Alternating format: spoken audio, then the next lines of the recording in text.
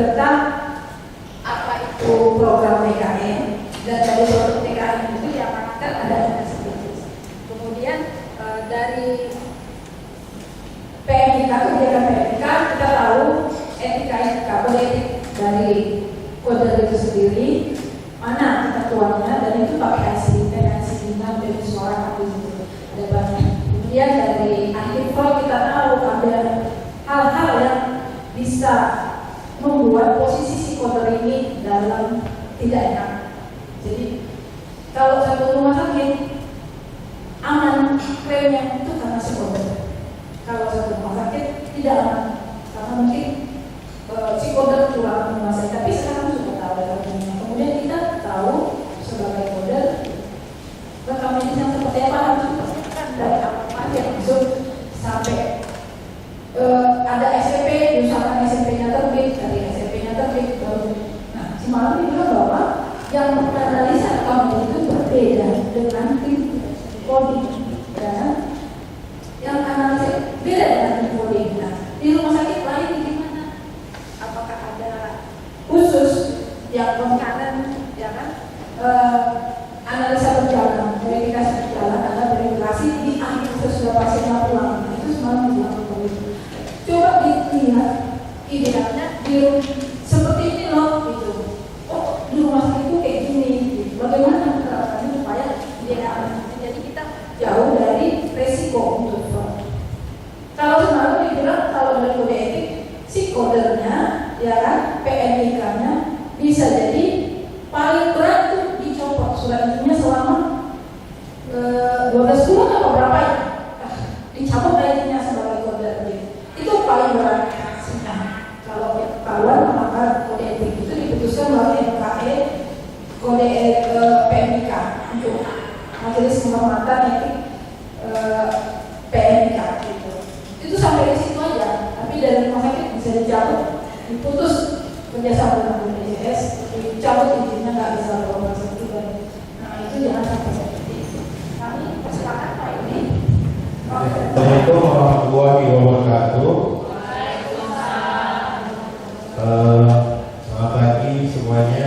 Melanjutkan materi kemarin terkait analisa rekam medis sebagai dasar pengajian. Jadi hari ini kita akan melakukan penugasan dalam artian praktek itu. Jadi kita akan membagi kelompok, kemudian setiap kelompok nanti ada sekitar 10 berkas rekam medis yang ada analisa kelengkapannya.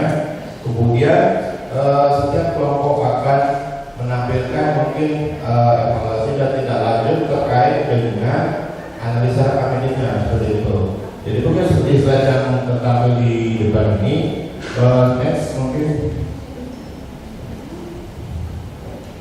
Jadi kita akan membagi 5 kelompok yang terdiri dari 5 sampai 6 anggota kelompok. Kemudian ada 10 berkas dan melakukan analisis kelengkapan rekam medis menggunakan form checklistnya. Kemudian mereka checklist, baru kita menyajikan hasil analisanya. Gitu.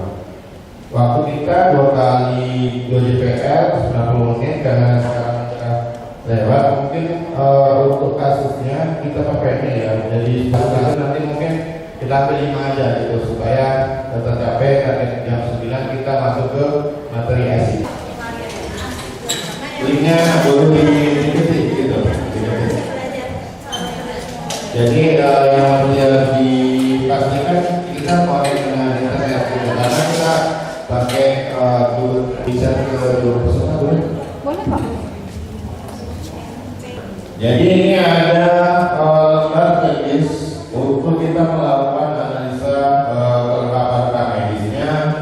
Ada RM1, 2, 3, dan 4 sampai 10 itu untuk pengisian masing-masing rekam medisnya. Kemudian yang terakhir itu adalah rekapannya gitu. Jadi pastikan bahwa mungkin lebih biar supaya lebih cepat kita bagi setiap anggota itu untuk bertugas misalnya menganalisa rekam medis 1, 2, ataupun 3. Jadi nanti supaya lebih gampang mendapat di rekapannya. Jadi mungkin ada yang bertugas mereka ataupun mungkin yang masing-masing bertanggung jawab menganalisa satu rekam medisnya seperti itu.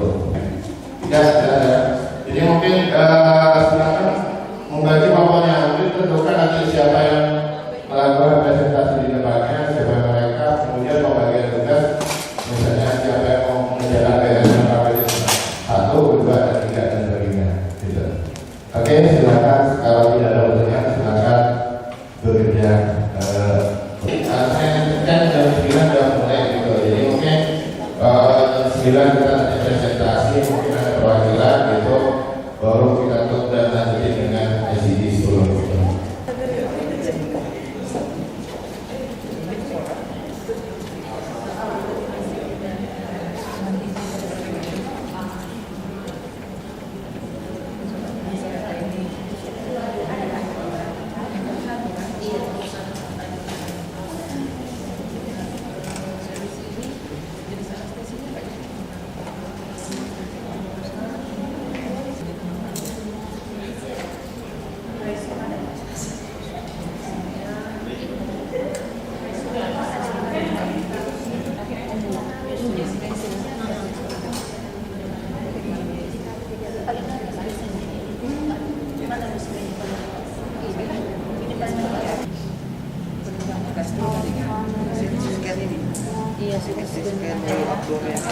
Iya, alasan pembatalan operasi nggak ada ya, nggak ada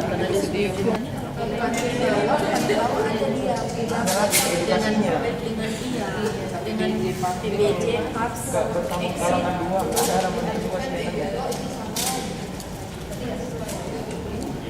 ya. Ininya Kak, codingnya dari boleh Bu,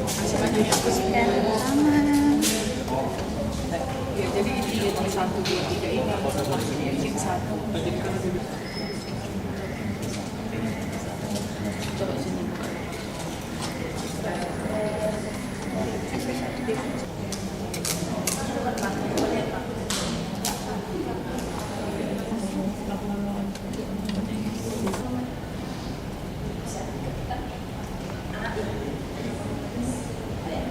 Selamat pagi buat kita semua. Perkenalkan, nama saya Siti Jamanulladani. Saya dari Rumah Sakit Ibu dan Anak Pramalisa. Di sini saya akan refleksi tentang kebijakan RRI, di mana regulasi untuk mendukung transformasi teknologi kesehatan untuk mendukung implementasinya itu dari satu sehat dan RRI. Itu ada 6 poin, di mana Undang-Undang 27 tahun 2022 itu tentang perlindungan data pribadi.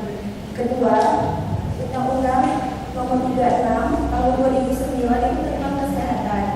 Yang ketiga, Undang-Undang nomor 23 tahun 2014 itu tentang pemerintahan daerah.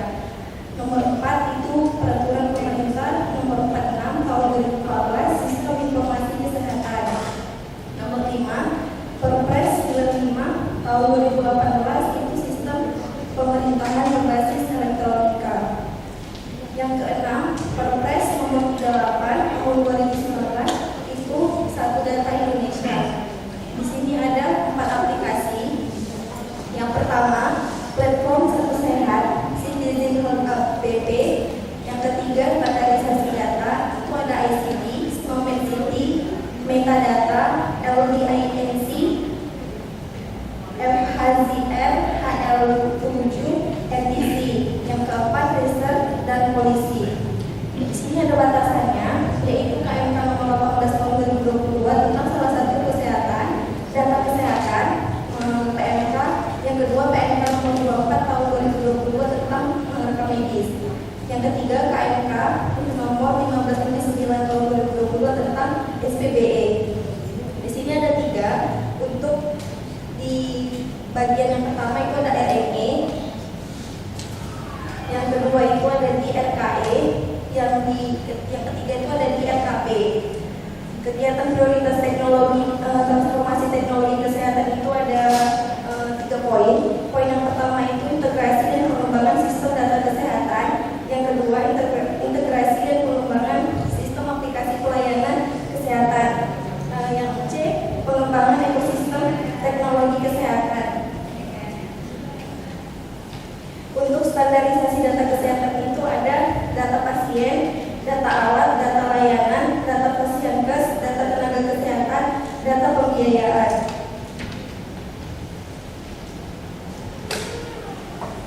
Untuk interoperabilitas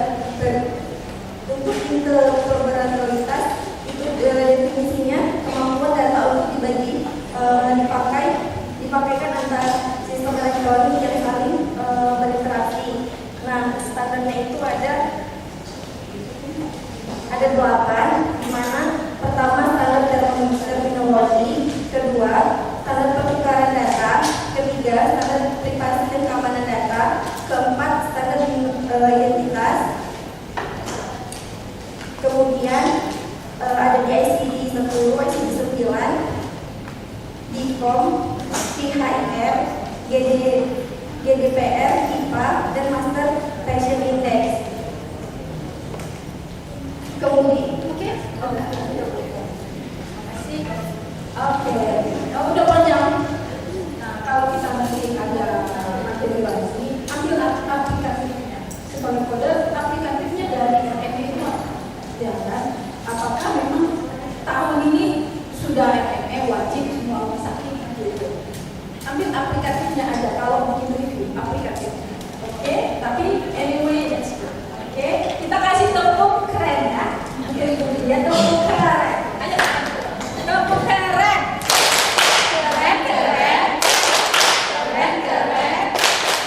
Keren. Sekarang review tentang kode pertama. kode PMK. Oke, silakan. Selamat pagi Bapak Ibu peserta pelatihan kemudian diagnosis penyakit dan tindakan bagi tenaga polri dan KNTL dalam program jaminan kesehatan nasional. Mohon izin kami merefleksikan sedikit pelajaran tentang kode etik perekam medik dan informasi kesehatan.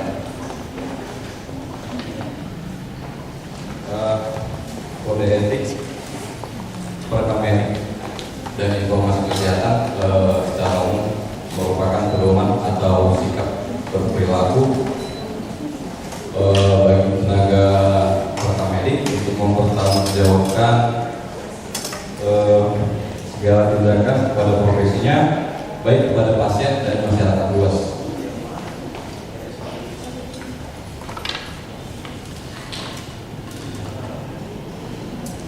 Ada 7 standar etik sebagai clinical model yang mungkin kami bacakan. 1. Menetapkan kode berdasarkan diagnosis dan tindakan yang akurat, lengkap, dan konsisten. 2. Mendokumentasikan kode yang telah ditetapkan secara lengkap. 3. Melaporkan data pelayanan kesehatan. 4. Mengkonfirmasi kepada dokter gigi jika terdapat ketidakjelasan dan ketidaklengkapan terkait dengan diagnosis dan atau tindakan. 5. Menolak menerima ajakan kerjasama individu atau kelompok untuk melakukan perubahan kode diagnosis dan atau tindakan yang menyimpang dari standar profesi yang berlaku. 6. Memfasilitasi advokasi dan kolaborasi dalam artian dokter, kelompok dokter, profesi, komite medis, pengelola klaim jaminan kesehatan untuk audit kode. 7. Meningkatkan pengetahuan dan keterampilan. 8. Menjaga kerahasiaan isi dan informasi yang terkandung dalam rekam medis dan menolak akses informasi kesehatan terhadap pihak yang tidak berkepentingan. Mungkin demikian yang bisa saya jelaskan. Terima kasih. Ya, berarti kan di situ ada ide-nya dan ada definisinya. Jangan bertindak di luar dan di luar kemudian silakan tindakan dilakukan hanya akan menjadi masalah. Oke. Terima kasih Pak Willy, sekaligus ketua kelas dan Ibu Sindria tadi Ibu Sekretaris. Ini ketua fasilitas kita kasih tepuk apa? Beri jawab. Beri jawab. Oke. Beri jawab.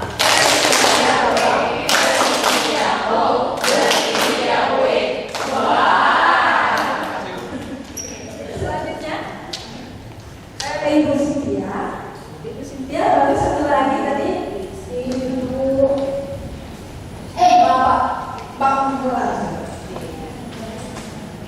Siap ini baru masalah. Saya lemes dulu. Baru masalah.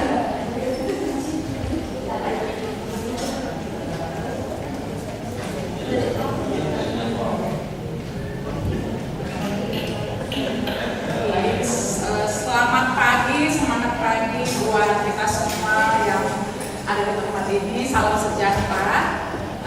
Pagi ini diberikan kesempatan, terima kasih dokter untuk kesempatan kesempatan yang diberikan mengenai anti fraud ya, anti kecurangan. Memang hal yang sangat penting sebenarnya di masing-masing rumah sakit, apalagi kita yang bekerja sama dengan program JKN ya, anti fraud ini. Jadi saya rasa juga di setiap rumah sakit tempat kita bekerja punya tim anti fraud ya, baik itu terdiri dari medis, dari bagian keuangannya, dari internal auditornya, macam-macam bisa dikombinasikan dalam tim anti fraud tersebut. Kita sama-sama review kembali pelajaran kemarin, saya juga sama-sama belajar. Mohon maaf kalau nanti penyampaiannya kurang tepat. Oke, jadi sebenarnya kita harus tahu dulu sebenarnya fraud itu apa ya. Fraud itu menurut definisinya menurut the Institute of Internal Auditor yaitu perbuatan yang tidak jujur ya. Fraud itu perbuatan yang tidak jujur, perbuatan curang yang tidak mengenakan sebenarnya ya, yang melawan hukum itu ya. Fraud itu yang melawan hukum yang dilakukan oleh perorangan bisa, oleh organisasi bisa ya, yang bertujuan untuk apa? Meraup keuntungan, bisa untuk individu tersebut, bisa untuk organisasi tersebut, tetapi dilakukan dengan kesengajaan gitu ya. Sengaja aja berbuat curang itu sengaja demi mendapat keuntungan, tetapi merugikan pihak yang lain ya. Jadi kita belajar mereview untuk jangan sampai rumah sakit kita melakukan ini dan berdampak kurang baik sebenarnya ya. Jadi itu artinya. Kemudian ada beberapa kemarin saya tambah teori kecurangan itu ada 4 teori ya. Ada teori fraud triangle, ada teori fraud diamond, ada teori fraud pentagon, dan ada teori fraud hexagon. Jadi beberapa teori ini memang memiliki unsur-unsur yang bisa membuat kita berbuat curang gitu ya.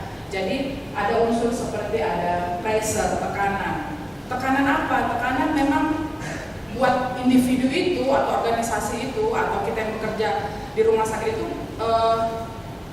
membuat kita memang harus melakukan itu. Itulah sepertinya konotasi negatifnya ya.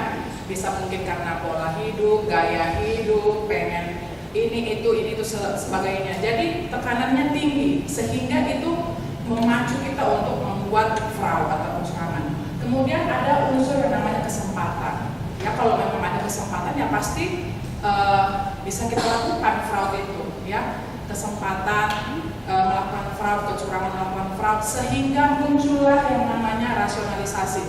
Jadi sudah kita punya tekanan yang tinggi, pressure yang tinggi, ada kesempatan berbuat fraud, ada kesempatan berbuat kecurangan, sehingga dirasionalisasi. Maksudnya ya dibenarkan aja lah itu hal yang apa istilahnya lumrah ya toh, hal yang maklum itu melakukan kecurangan itu, sehingga apa bisa menjadi potensi lagi untuk keuntungan untuk masing-masing kita ya. Ada unsur kemampuan, jadi kemampuan sudah dibenarkan diiyakan aja, jadi kita ujung-ujungnya mampu melakukan fraud itu, mampu melakukan kecurangan itu, sehingga ada lagi yang namanya unsur kolusi untuk kepentingan atau keuntungan diri sendiri sehingga jadi merugikan orang lain. Jadi itu teori dari kecurangannya dari fraud. Kemudian kalau di era JKN ini memang ada polisinya ada dasar hukum yang mengatur fraud ini, mengatur kecurangan ini ya. Kita bisa nanti sama-sama lihat, memang mau tidak mau kalau kita yang bekerja sama dengan di era JKN ini harus tahu juga dasar-dasar hukum ya, harus dibaca juga, suka atau tidak suka, mau tidak mau, tapi harus. Paling tidak kita nyenggol sedikit lah dengan isi-isi undang-undang itu ya. Ada peraturan presiden nomor 82, ada peraturan Menkes nomor 16, dan ada peraturan BPJS Kesehatan nomor 6. Jadi di situ memang semua mengenai kecurangan, mengenai fraud tertulis di dasar hukum tersebut. Nanti boleh dibaca ya. Kemudian untuk fraud ini atau kecurangan itu memang bisa oknum ya, peserta BPJS sendiri. Bisa juga memang dari BPJS Kesehatannya. Bisa juga dari fasilitas kesehatannya, mulai dari yang dasar di FKTP sampai FKRTL ataupun bahkan sampai ke apotek-apotek kesehatan ya, atau jejaring-jejaring dari optiknya juga, dari laboratorium juga bisa. Kemudian yang terakhir adalah pelaku kecurangan itu adalah pemangku kepentingan lain-lainnya. Jadi ada 4, kalau kita review ada 4 pelaku fraud yang bisa melakukan fraud ya, melakukan kecurangan. Nah, dari peserta contohnya dia memalsukan identitas pribadi. Saya kira banyak juga di tempat kita bekerja mungkin peserta pakai kartu orang lain atau dan lain sebagainya ya, atau peserta itu meminjamkan kartunya supaya dipakai orang lain gitu. Itu yang paling sederhana. Kemudian ada yang suka sering berobat sehingga obatnya itu bisa dijual atau dipakai ke orang lain. Itu salah satu contoh fraud dari peserta. Bagaimana dari fraud dari BPJS Kesehatan? Ya, ini ada beberapa juga ya, mungkin ada kerjasama dengan peserta dan lain-lain. Bisa kita baca kembali di teori yang sudah dipaparkan kemarin. Kemudian dari fase tingkat pertama. Fase tingkat pertama ini contohnya penyalahgunaan dana partisipasi dan lain sebagainya, atau memasukkan surat izin tenaga kesehatan, itu termasuk kecurangan ya. Bagaimana dengan apotek, laboratorium dan penyedia kesehatan? Ini juga contohnya klaim-klaim obat ya, klaim kacamata atau dan lain sebagainya yang dilakukan kecurangan. Jadi mungkin mengubah untuk klaim-klaimnya itu ya. Nah, itu termasuk fraud pada apotek, laboratorium, penyedia kesehatan. Kemudian bagaimana dengan fase tingkat rujukan? Nah, ini contohnya bisa phantom billing, contohnya klaim palsu, itu salah satu yang paling diresahkan sebenarnya ya. Contohnya pasiennya tidak ada tapi billing klaimnya ada. Nah, itu phantom billing. Atau mungkin di readmisi, rawat inap yang berulang-ulang dan lain sebagainya, nanti bisa dibaca kembali. Lalu bagaimana dengan pemangku kepentingan lainnya? Nah, ini juga ada bisa memanipulasi kepegawaian ya, mungkin data-data pegawai. Lalu jumlah pegawai atau pekerja itu tidak disampaikan secara yang benar. Nah, itu juga salah satu bentuk fraud ya. Nah, bagaimana untuk mencegah fraud? Mencegah fraud ini memang bukan hal yang gampang juga. Jadi manajemen juga harus siap sedia ya, harus membuat tim anti fraud di rumah sakitnya tempat kita bekerja ya, itu harus ada. Kemudian harus ada sosialisasi memang. Jadi jangan hanya curang-curang berbuat melawan hukum ini sebagainya, tapi tidak ada sosialisasi untuk staf-staf ini yang bekerja ya. Harus ada sosialisasi dan ada komitmen yang disusun untuk mencegah fraud. Lalu SDM-nya juga harus dibuat pelatihan lah ya, bagaimana tentang fraud ini. Jadi identifikasi, dilatih, jadi sehingga kita mengerti apa fraud itu. Jadi mencegah dari awal gitu ya. Laporan impun konsen, keempat laporan operasi atau laporan prosedur, kelima analisis surat izin, keempat resume, ketujuh resume, kedelapan surat keterangan meninggal. Pengumpulan data rekam medis, kelengkapan rekam medis dilakukan pada pasien yang sudah pulang dengan menggunakan form bantuan dan form checklist tadinya yang semalam terlihat, yang dimana berfokus pada isi kelengkapan rekam medis, yang dimana di dalam form itu ada kalimat, ada kata iya, tapi jika rekam medis terisi dengan lengkap itu bisa terbaca dengan jelas. Kalau tidak berarti rekam medis tidak lengkap, tulisannya tidak terbaca dengan jelas. Terus ada TTD tidak dapat, TDD tidak dapat dikonfirmasi, tidak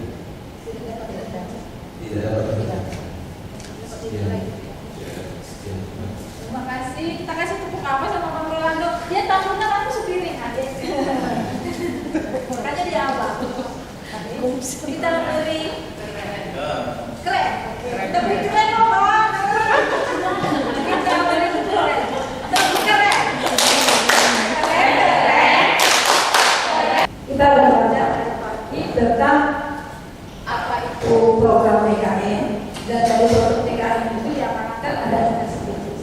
Kemudian dari PMK, kebijakan PMK, kita tahu etika kode etik dari kode itu sendiri, mana ketentuannya, dan itu pakai hasil dinas dari suara itu ada banyak. Kemudian dari artikel kita tahu ada hal-hal yang bisa membuat posisi si kode ini dalam tidak enak. Jadi kalau satu rumah sakit aman klaimnya itu karena si kode. Kalau satu rumah sakit tidak aman karena mungkin si kode kurang menguasai. Tapi sekarang sudah tahu dalamnya. Kemudian kita tahu sebagai kode rekam medis yang seperti apa harus dipastikan dari apa yang masuk sampai ada SCP, misalkan SCP-nya terbit, dari SCP-nya terbit baru.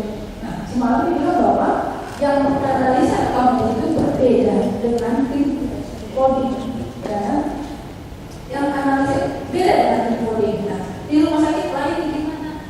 Apakah ada khusus yang kanan, ya kan?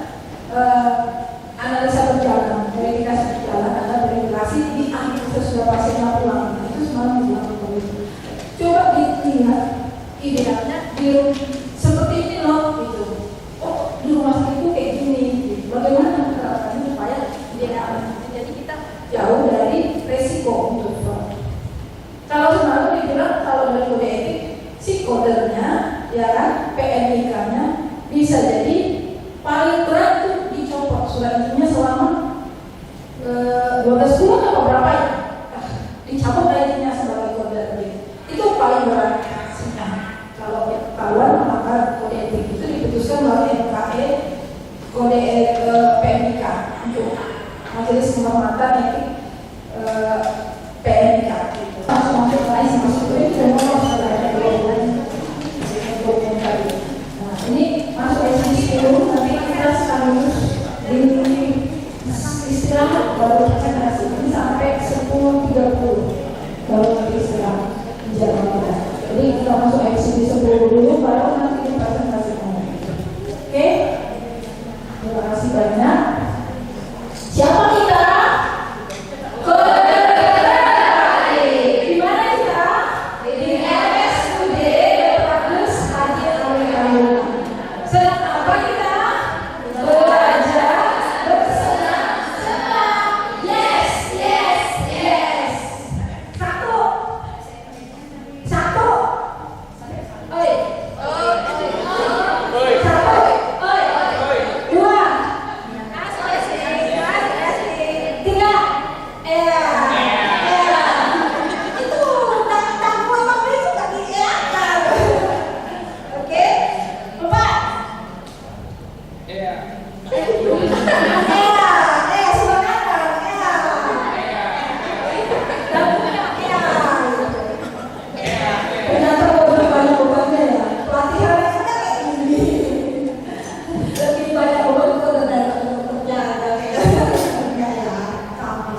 Oke, kita masuk di sini. Nanti kita akan belajar bagaimana sistem pengkodingan di IC 10. Waktu dan tempat kami pesan untuk Pak Yudi Prahanto.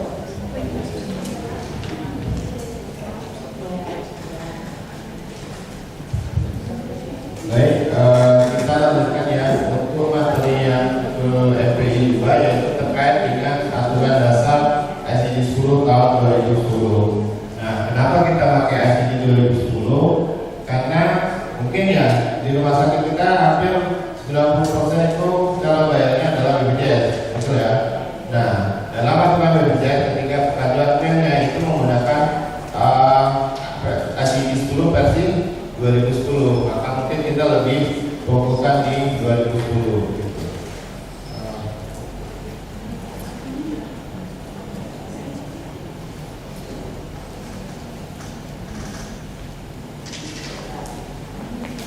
Jadi mungkin apa sih tujuan kita melakukan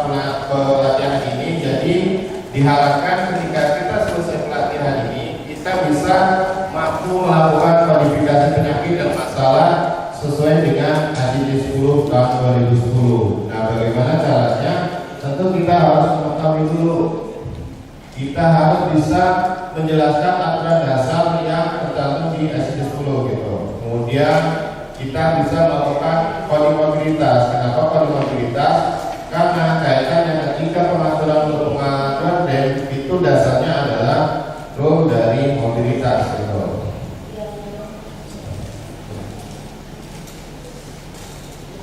Nah, kita kembali dulu ke yang paling dasar terkait dengan apa yang digunakan untuk melakukan verifikasi. Nah, ketika kita melakukan verifikasi, yang kita gunakan itu adalah buku ACD 10 gitu. ACD 10 itu singkatan dari apa? Singkatan dari International Statistical Classification of Disease and Related Health Problem. Artinya dia sistem klasifikasi, sistem pengelompokan.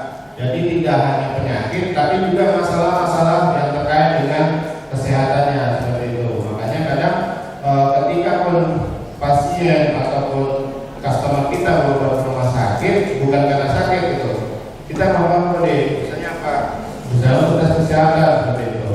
Kan memang ada kode khusus yang dilakukan atau disediakan untuk kode-kode yang datang ke rumah sakit tanpa ada keluhan penyakitnya. Gitu.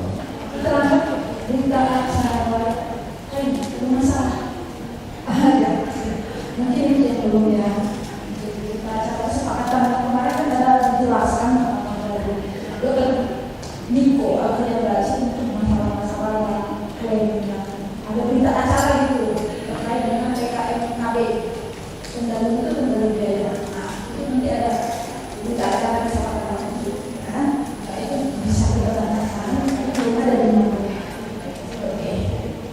Ini kita sudah selesai untuk teori yang kedua dari SDGs yang terkait dengan PMK 26 tahun 2021. Nah, ini udah dikupas nih, habis nih PMK, habis nih hasil 10. Sekarang kita pembahasannya setelah makan siang. Oke, kita isoma dulu berdasarkan. Sebelum isoma sudah dari kebiasaan kita harus mengapresiasi materi yang dibawakan oleh Bapak narasumber kita yang keren. Jadi kita kasih tepuk keren. Oke, kita berdiri yuk. Bertanya dulu. Apa sih? Kita kasih tepuk keren untuk Bapak kita yang membawa materi dari depan. Tepuk keren. Keren, keren. Keren, keren.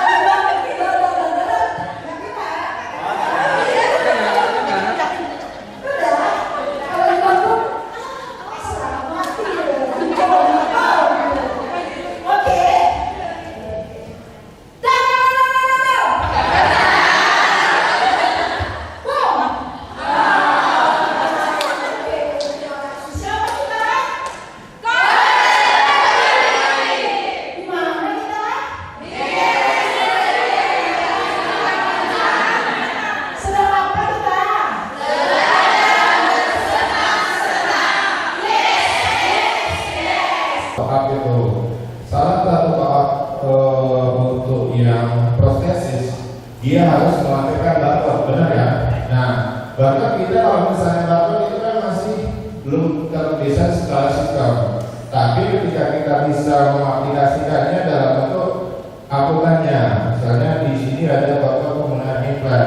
Jadi di sini kita ada lihat pemakaian implannya pajak, barcode-nya. Nah, tinggal kita hal yang bisa kita verifikasi di sini, kita akan meng-create. Nah, izin kalau untuk kantor cabang Lupakan masih mengirim PDF ya, masih atau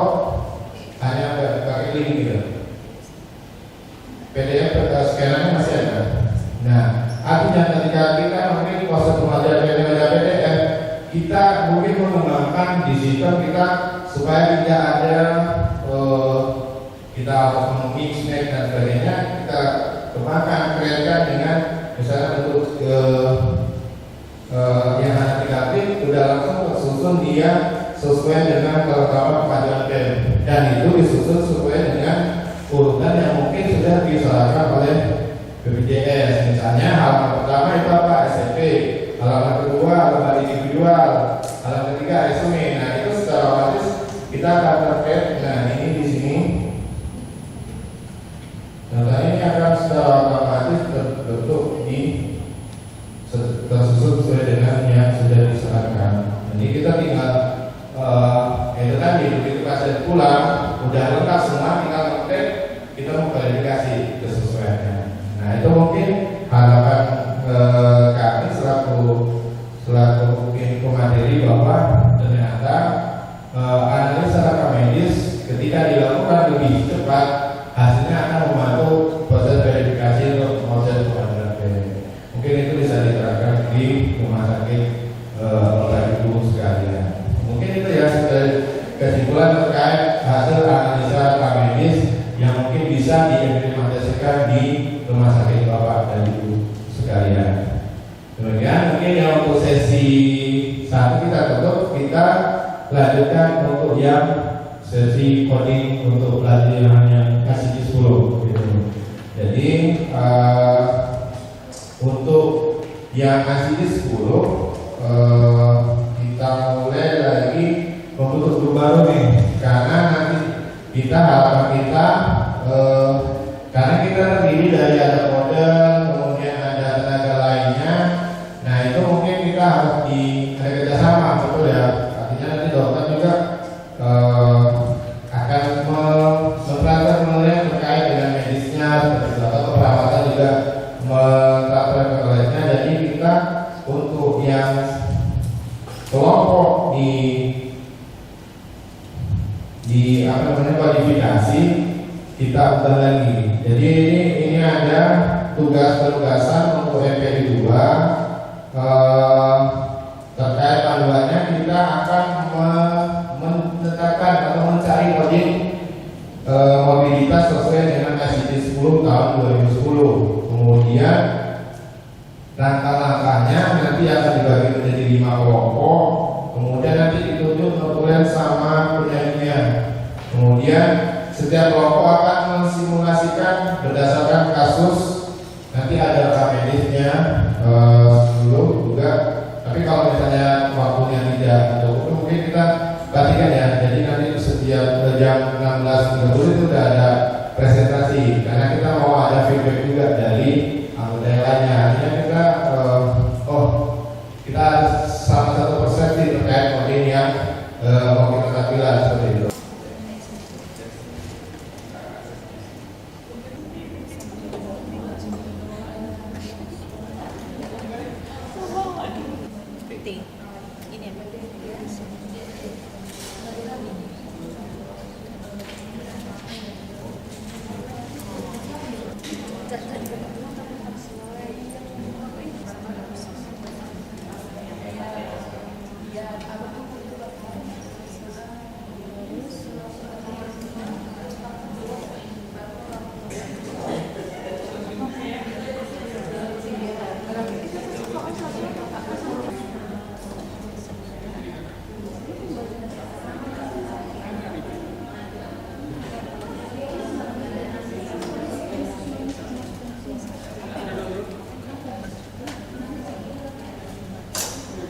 Kami temukan dengan kode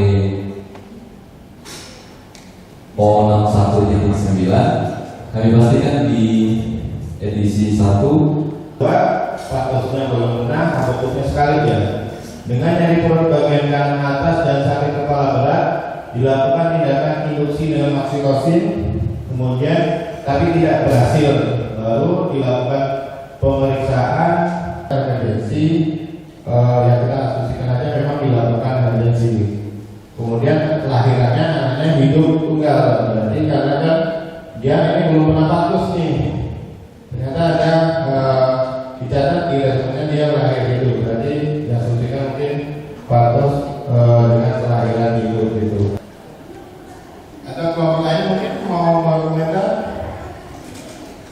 Kelompok satu. Kelompok itu. Tadi kan di situ di kasus kita ada keterangan bahwa pasien ini persalinan sesar dengan emergensi dan kelahiran bayi dengan Pak Dedi. Itu tadi seperti yang kita lihat di ICU 10 P3-nya di kode Z37.0.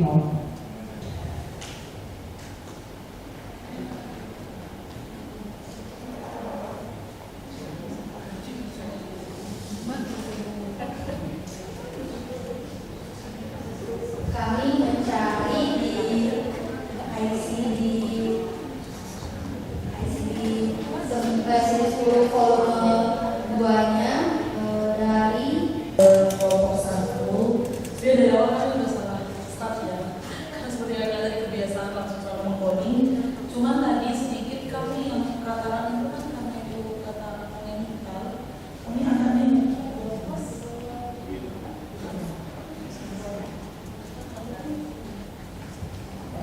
mental di view ya. Dari kelompok ambil perawatan pendek adalah short stature E45.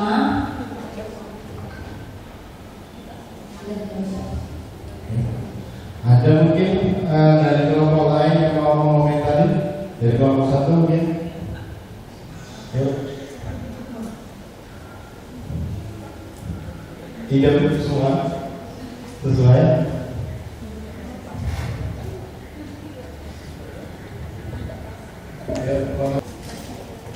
Selamat sore, terima kasih atas kesempatan yang diberikan kepada saya terkait malnutrisi.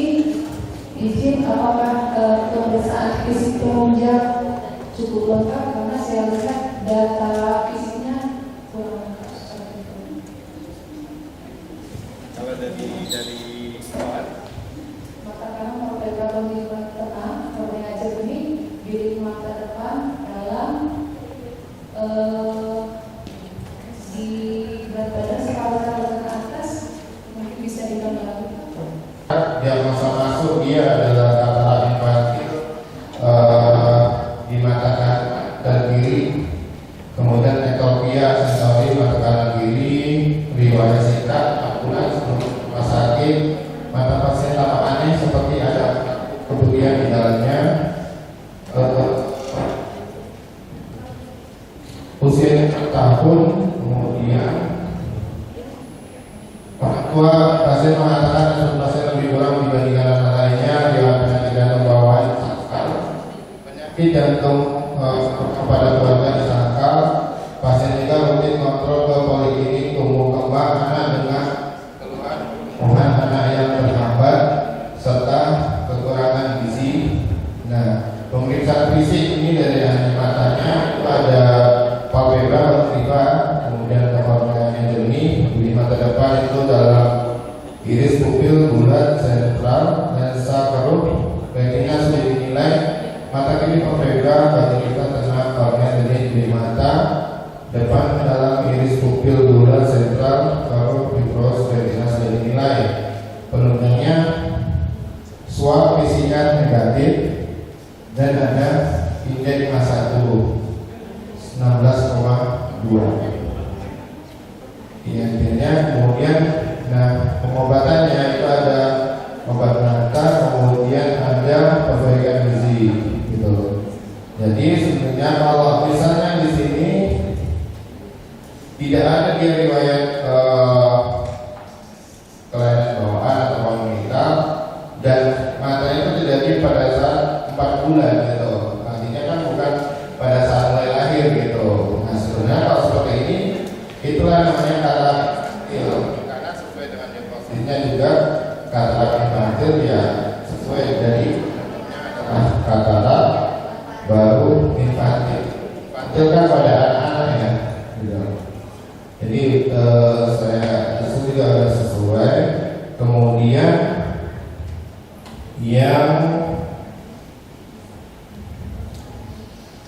ekropia gitu, ekropia juga benar. Nah perawatannya ini mungkin ya, kalau misalnya dia EMP-nya 16,2 memang sih belum bisa jadi patokan. Kalau yang perawatan pendek membandingkan antara tinggi badan dengan badan bakal ketemu gitu. Memang secara kalau untuk pengajuan mungkin ya pasti nggak memenuhi kriteria. Benar di salah satu kelas 3 memang kategori, tapi untuk pembelajaran untuk di kita soal logiknya untuk perawatan pendek dengan malnutrisi itu kita kodikan dengan letternya adalah short stature, dan malnutrisi kita dapat kodenya itu adalah yang saya dulu biasa ini kalau misalnya apa langsung ke kodenya. Nah sini, jadi ada nutrisional short stature, kodenya adalah E45. Jadi secara kode memang benar E45, tapi secara pengajian ini juga benar karena memang secara mungkin belum bisa dibuktikan karena seperti yang kita bahas di analisa klaim berkas harus ada melampirkan berkas penelitiannya itu ya, analisa isinya seperti itu. Artinya tidak hanya sebatas kita pakai resume aja, memang ada lembar khusus yang harus dilakukan. Terima kasih untuk masukannya dari kelompok 3 dan juga terima kasih untuk pemaparan dari kelompok 4. Kita kasih tepuk tangan dulu Pak. P4, P59.9, P282, P920 sama aja 38.0. Untuk diagnosa utamanya hitungnya dari dialin membran disease langsung merujuk ke P22.0, kemudian langsung pembuktiannya, kemudian untuk BPLR liternya dari low, kemudian birth weight merujuk ke ekstrim P07.0, kemudian masuk ke volume 3 ngambil yang P07.3 karena dia prematur 28 minggu komplit. Kemudian ada diagnosis untuk pioderma juga dengan keluhan ruam, liternya dari pioderma, kemudian newborn P39.4. Ini pembuktiannya neonatal pioderma untuk newborn P28.2. Terima kasih. Terima kasih untuk kelompok 5. Luar biasa ya. Tadi ada sekarang kasih 9-nya gitu. Oke. Untuk yang lain itu kelompok 2, kelompok 1 ada komentar? Silakan. Mungkin ada beda di poin tempatnya gitu. Ada beda kalau saya ini poin kosong atau saya poin 1 misalnya. Mungkin bisa dijelaskan kenapa bedanya mungkin dari kelompok 2. Silakan. Siapa yang dijelaskan? Kelompok 1 boleh? Pas. Tidak. Jadi, oke, terima kasih untuk kelompok 5 untuk pemaparannya.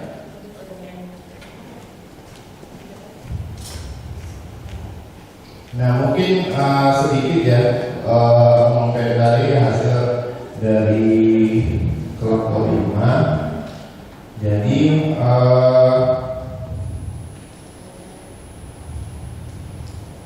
terkait dengan diagnosa utama respiratory sindrom, tapi pemakaiannya tadi letternya pakai hialin gitu.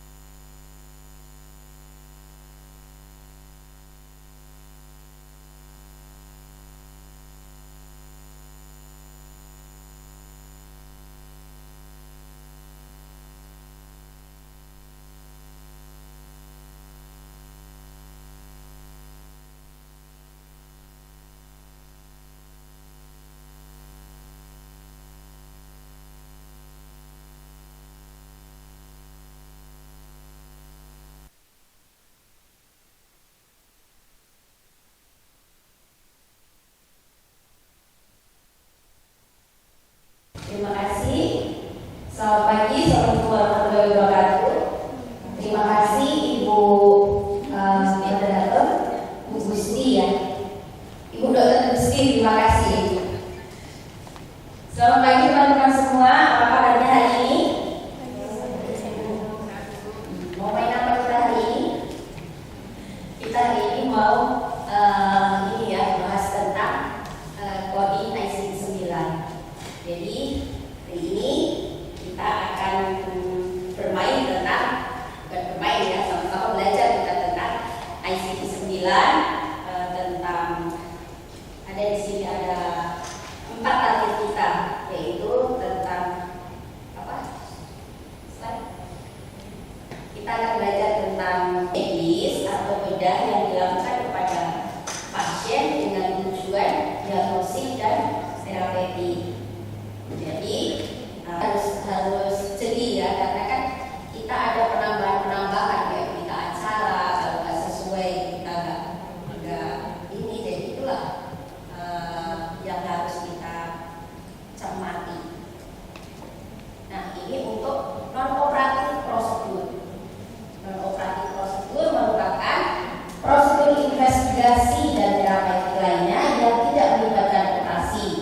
Jadi dia seperti prosedur radiologi, laboratorium, itu merupakan bab 00 itu merupakan prosedur dan intervensi yang tidak terklasifikasi di tempat lain. Contohnya kalau ini biasanya yang masuk 00 apa? Imaging kan? Pernah nggak mengkode 00? MRI berapa kodenya? Nggak hafal juga ya. Dan ini masuknya ke bab 00 itu prosedur dan intervensi yang tidak terklasifikasi di tempat lain, tidak di sistem. Yang dari rumah sakit lain, rumah sakit apa misalnya? Silakan penelitiannya siapa? Apakah sudah cukup dipahami? Kalau ada yang misalnya ya, ada materi-materi yang dirasakan terlalu tidak dipahami atau kurang dimengerti, langsung disampaikan, karena narasumber kita akan memfasilitasi mungkin kurangnya persamaan persepsi kita gitu. Mohon maaf, misalnya di kami kan kodenya sudah mengerti, belum tentu di tempat lain juga begitu, gitu. Tidak apa-apa, karena secara pelatihan ini yang kita inginkan itu semua memahami. Yang pertama, yang kedua mungkin agak sedikit membosankan ya. Kita sudah masuk hari kedua, dan hari kedua dan hari pertama semalam sampai jam 6 kan.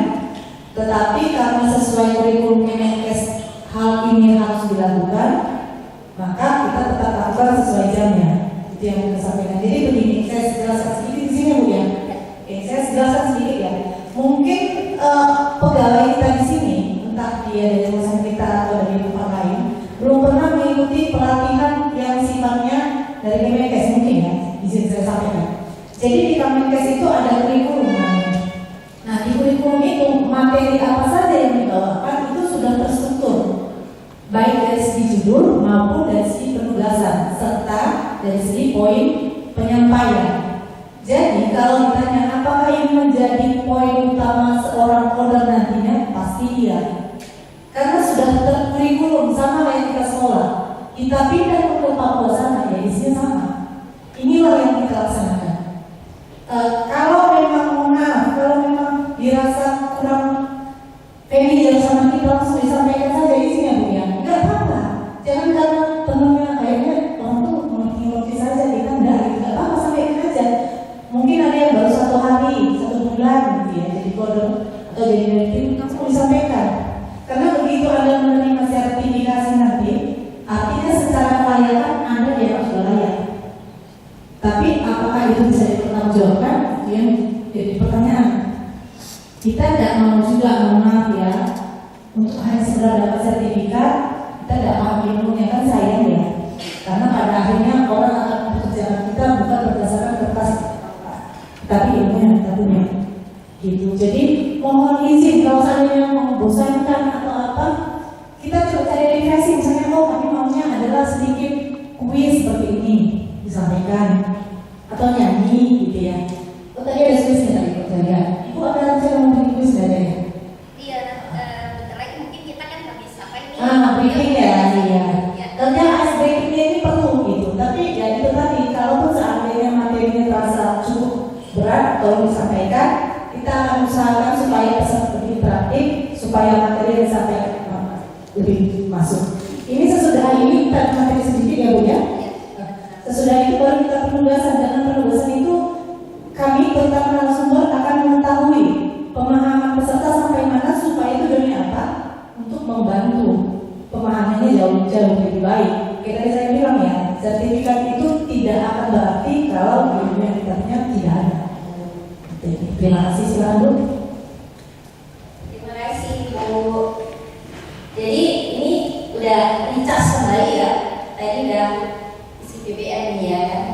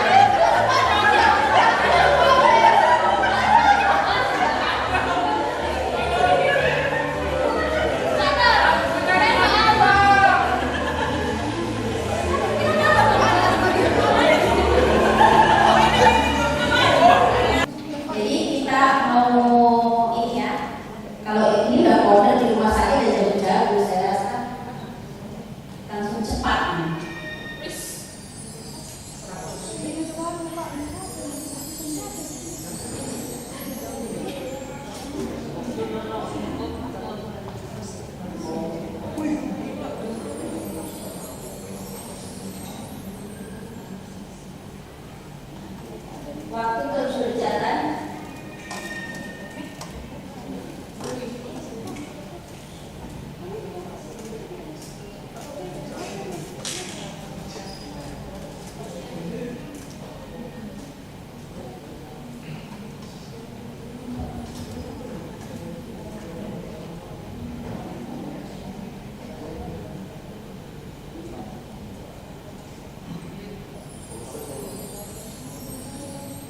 Ini materi yang kita pelajari tadi ya, setengahnya ya.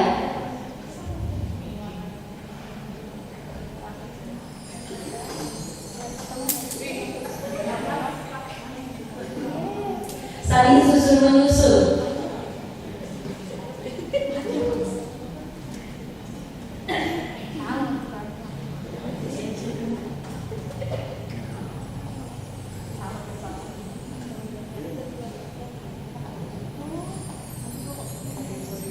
Waktunya untuk pekerjaan soalnya 2 menit. Tapi bisa kalau waktu masih bisa diulang.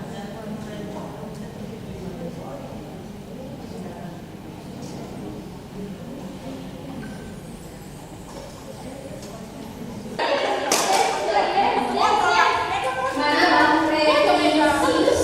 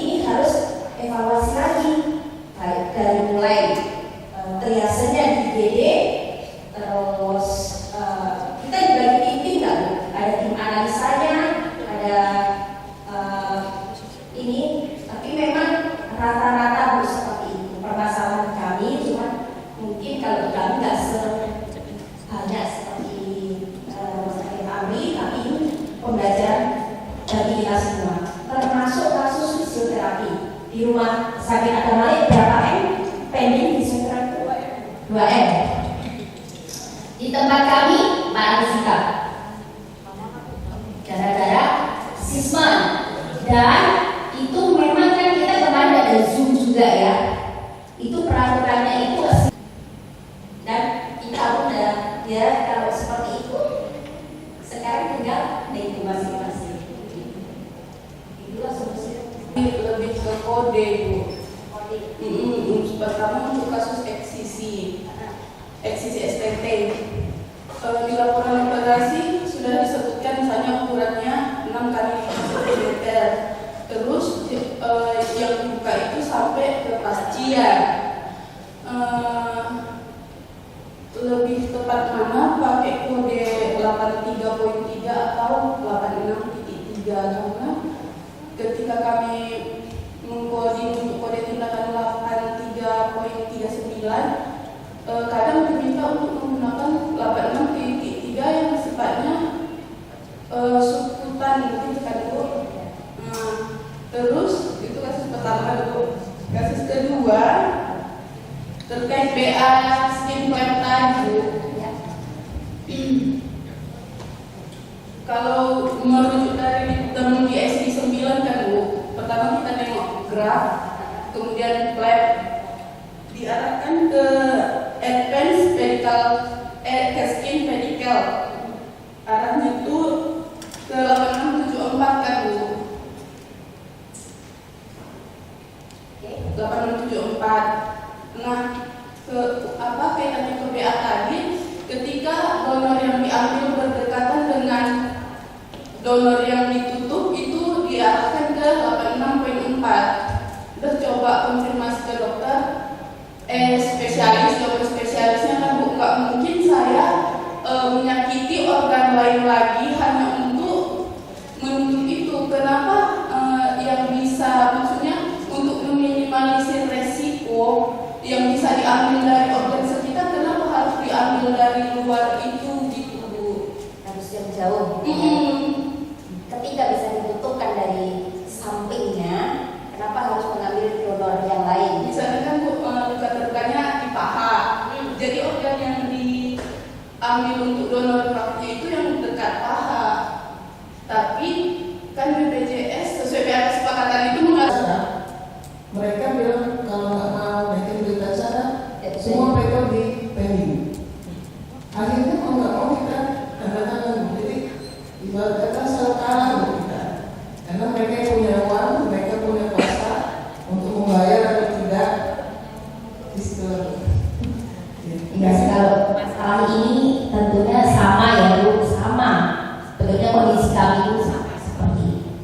Nah, tapi pada dasarnya sih Kementerian Kesehatan sama memang ada proses pengambilan yang mereka meminta hanya rotasi aja kan. Ya sama seperti itu, jatuhnya ini nanti akan sama. Padahal yang sebenarnya laporan operasi kan sudah lengkap kan, ditulis sama dokter. Ya udah dituliskan donornya dari mana, udah disebutkan juga. Pengambilan donor memang dia istilahnya apa ya, kalau graf ini kan dia mengambil terus ditanamkan ya. Saya mengambil lapisan kulit ditanamkan ke yang menutup luka tadi gitu. Memang kodenya udah betul 8674, tapi mereka pasti meminta cuman rotasi aja. Iya, karena ada WA lagi. Iya, itulah kadang-kadang, itulah tadi yang tapi udah dijadikan kesepakatan. Ya mau nggak mau kita harus itu. Seperti tadi yang apa namanya? Apendiktomi eksplorasi ya, eksplorasi laboratorium untuk apendisitis perforasi ya. Ya, tetap harus kita ikuti. Itulah tadi seperti Ibu juga bilang yang verifikasi bagaimana mereka yang punya duit lama-lamaan sampai pending sampai 4 kali pending kan, sama sebetulnya. Nah, disinilah yang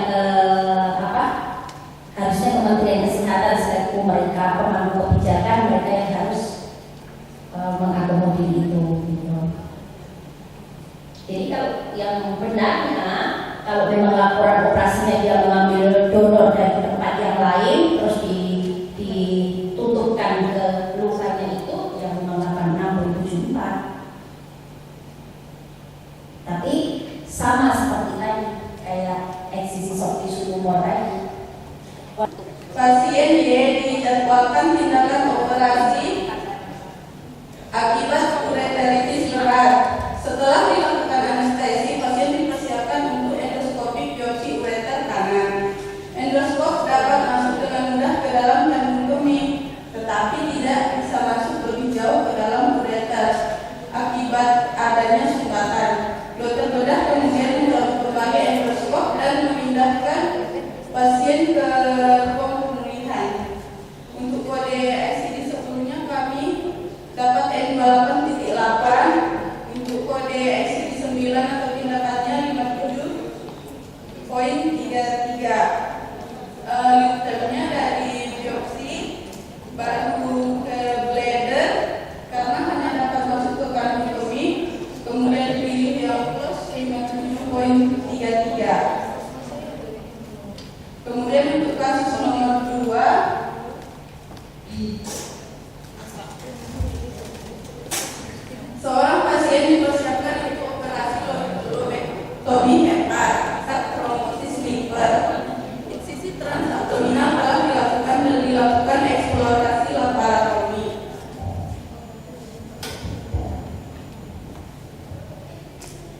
Iya, ureteritis. Pada saat dokter bedah mempersiapkan lobektomi, ruang operasi tiba-tiba gelap karena serangan badai. Dokter bedah menutup kembali sisi transabdominalnya dan operasi dijadwalkan ulang. Untuk ICD 10-nya kami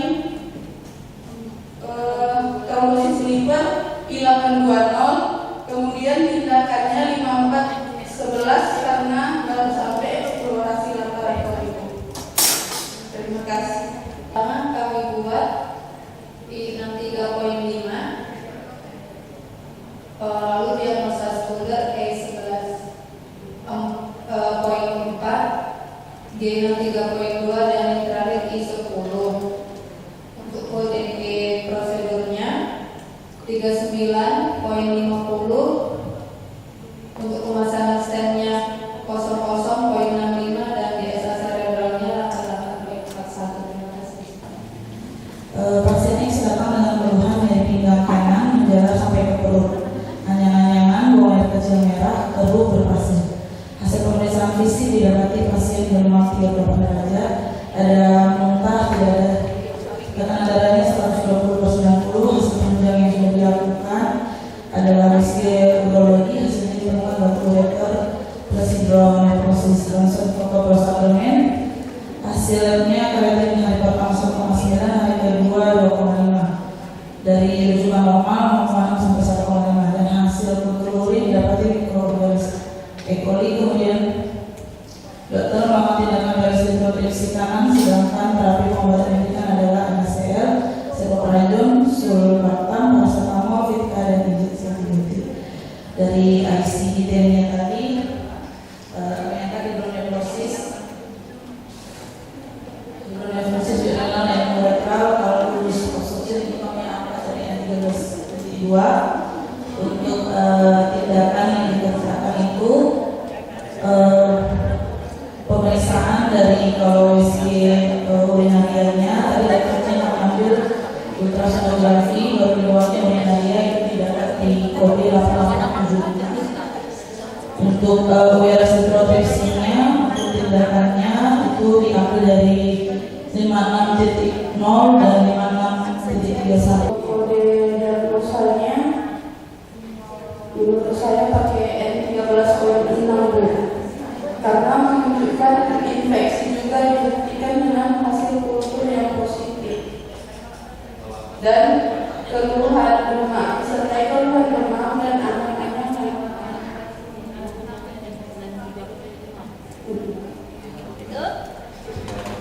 Cukup? Oke, dimasukkan bagi kelompok 2, satu ya. Lupa jangan tahu soal apa. Jadi ini tadi memang kumpulnya itu yang tadi saya tekankan ya. Jadi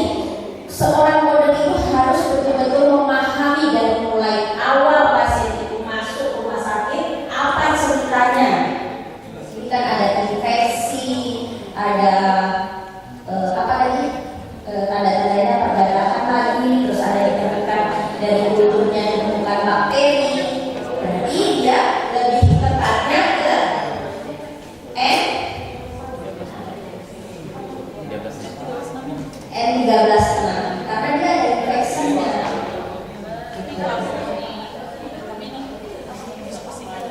Gak apa-apa. Secara garis besar kalau ini dari tema pasien ini kan kalau pembacaan yang finish itu dia 360 ionephrosis. Tidak masuk larinya ke ionephrosis. Jadi kalau secara struktural untuk pengklaiman ketika dilakukan tindakan WRS reproduksi berarti ada batu. Tapi ICD ini tidak mungkin ada batu. Jadi kami tidak, kalau coding kami nanti WRS reproduksi itu pihak BPJS akan bertanya apa yang mau hancurkan di sana. Padahal laporan operasi nanti berlapis. Kalau secara klaimannya. Mungkin ini logik grupernya itu ya yang harus diperbaiki. Tapi kalau secara kita pelajari ini nggak ada infeksi, dan kalau saya nggak salah itu kan ada bakteri Escherichia coli yang bukan di situ. Berarti harusnya secara teori kita harus tambahkan juga additional code tambahannya Escherichia coli tambahkan. Jadi penyebab infeksinya tadi ada batu, ada infeksi tadi. Mencoba menganalisa daripada kasus kami, yaitu nyonya HRW 30 tahun di 3P2A0 serta BPJS Kesehatan datang tanggal 30 Agustus 2023 jam 14 dirujuk di Puskesmas dengan keterangan hamil adem, perdarahan vaginal, anamnesisnya bisa hamil di Puskesmas hari pertama tanggal 30 November 2022. Perdarahan di taman sejak pagi pagi disertai rasa nyeri ringan. Pemeriksaan fisiknya darah 140/90 dengan air rasa, kemudian nadinya 110, abdomen lemas dengan tulis kontraksi tetanik, dan presentasi kepala, berat janin dari 200 gram, DJJ janin 90-100 kali menit, CTG deselerasi variabel. Elemen tungkai ada, pemeriksaan dalam nilai kelebihan 3, pemeriksaan USG transabdominal tanpa bekuan darah retroplasenta 6x3 cm. Pada info concern pasien ini dilakukan sterilisasi pasca persalinan, diagnosa hamil 39 minggu, atem, solusio placenta, gawat janin, cukup anak. Dilakukan STTP sito, lahir bayi perempuan 3.400 gram, dengan bekuan darah retroplasenta 200 ml, dilakukan kuratoriektomi pomeri, perawatan pasca 2 kali 24 jam, ibu dan bayi dipulangkan dalam keadaan baik dengan surat rujukan pada puskesmas rujukan. Kami mencoba mengkoding ICD 9, ICD 10. Kami pakai kode 082.1 yaitu kehamilan dengan penyulit, kemudian single birth Z37.0, kemudian ada apapun hemorrhagic O46.9. Untuk kode ICD 9 untuk kode CTG-nya kami pilih 75.5, kemudian untuk WSG nya 878, untuk tindakan seksualnya 74.99, kemudian untuk tubektominya 66.51. Demikian yang bisa kami sampaikan. Kami mohon tanggapan, perbaikan atau saran untuk kesempurnaan pekerjaan kami. Adanya keadaan solusi placenta yang mungkin belum diaktifkan juga, dan penyusunannya karena itu O82.1-nya menjadi diagnosa primer, sementara biasanya kan kita indikasi seksualnya yang datang dengan keluhan nyeri perut hebat sejak pagi tadi, anamnesanya aseptor KB AKDS sejak 4 tahun yang lalu, terakhir haid 6 bulan yang lalu, uji kehamilan urin positif bulan lalu, belum pernah datang periksa kehamilan.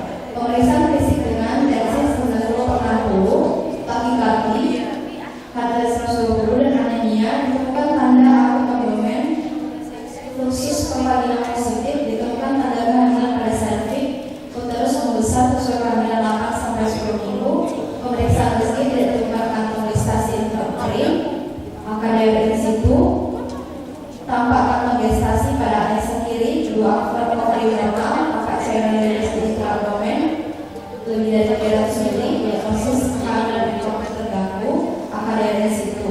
Pada pemeriksaan pasien ini dilakukan sterilisasi dan pengangkatan AKDR. Dilakukan operasi siko, laparoskopi, hemostasis, evakuasi beban darah dan dari abdomen, salpingektomi sinistra, dan laparoskopi tubektomi cincin kolon bawah kanan. Jaringan juga dikirim untuk pemeriksaan patologi anatomi. Perawatan 1-4 jam pasca bedah baik, pos diplomat untuk kontrol pada puskesmas layanan primer 5 hari kemudian. Setelah kami mencoba untuk berdiskusi, maka ICD 10 yang kami angkat kehamilan ektopik dengan kode 001 diikuti dengan AKDR densito Z97.5. Kemudian untuk prosedurnya ICD 9, pemeriksaan laboratorium 959, USG abdomen 8878, tindakan salpingektominya 6669, pengangkatan AKDR-nya 9771, kemudian laparoskopi dilakukannya jadi waktu itu 6541 dan untuk sterilisasi mohon ada yang masih kurang sesuai mungkin tanggapannya tidak.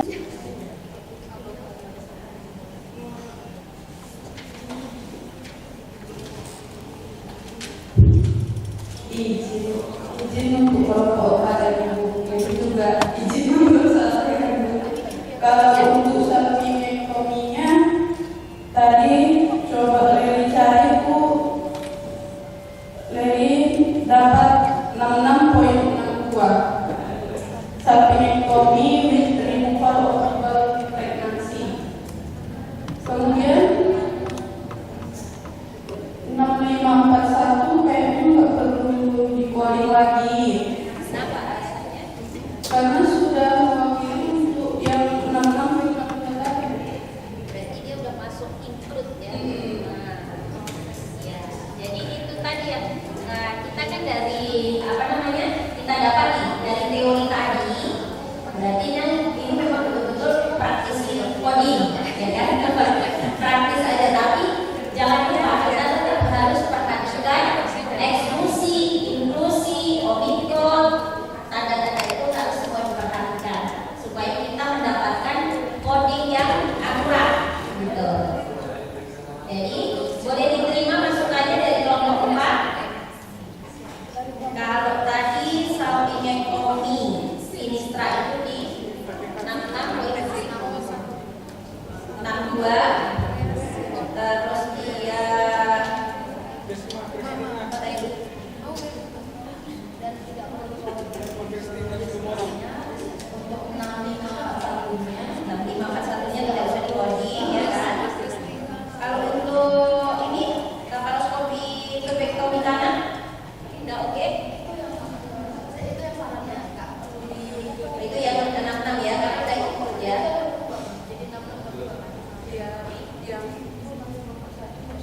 Nah, 6541 yang nggak salah ini 6632. 6632 untuk tubektomi untuk ini tadi sterilisasinya. Kita tahu.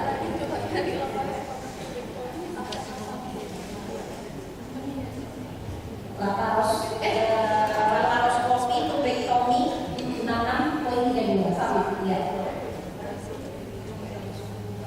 Terus tadi ya ekstraksi AKDR. Ini kan ada bubidan ada kan?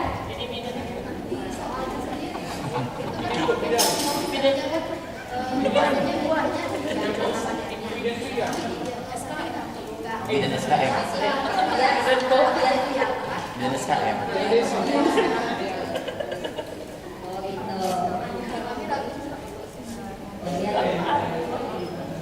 Karena harus kita dikompos tadi ya, lebih di situ persetujuan ya.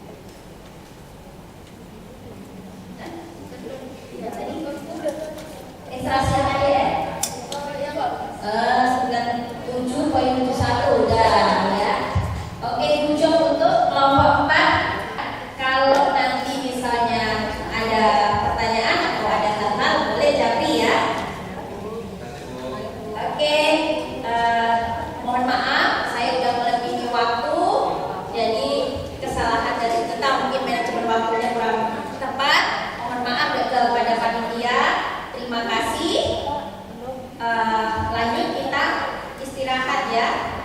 Ikan hiu muter-muter. See you later.